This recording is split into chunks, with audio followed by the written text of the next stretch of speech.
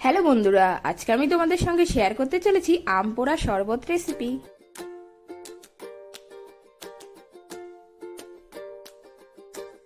আম পোড়া শরবত বানানোর জন্য লাগবে পুদিনা পাতা, লেবুর রস, লঙ্কার গুঁড়ো, বিট লবণ, চাট মশলা, বরফ আর চিনি।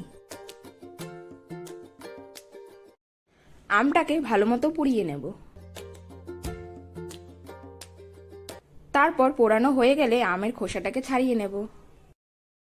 তো বন্ধুরা, আমার রেসিপিগুলো যদি তোমাদের ভালো লেগে থাকে তাহলে অবশ্যই লাইক, শেয়ার অ্যান্ড সাবস্ক্রাইব করে দেবেন। আর আমার রেসিপিগুলো যদি তোমাদের ভালো লেগে থাকে তাহলে অবশ্যই একটা কমেন্ট করে দেবে।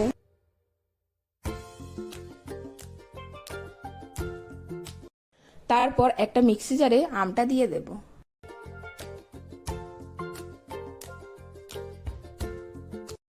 আর দেব পুদিনা পাতা, পরিমাণ মতো চিনি আর 1 চামচ লেবুর রস।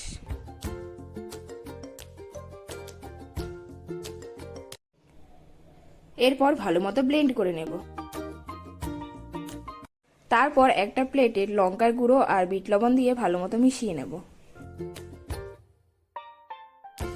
তারপর মিশ্রণটাকে ভালো মতো গ্লাসের ওপর লাগিয়ে নেব।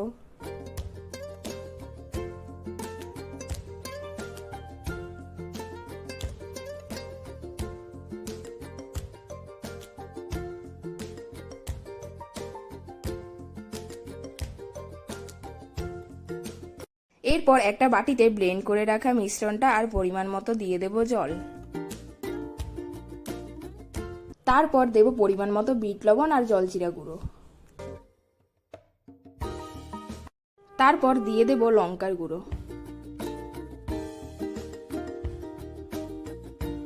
তারপর ভালো মতো মিশিয়ে নিলেই রেডি আম পোড়া শরবত।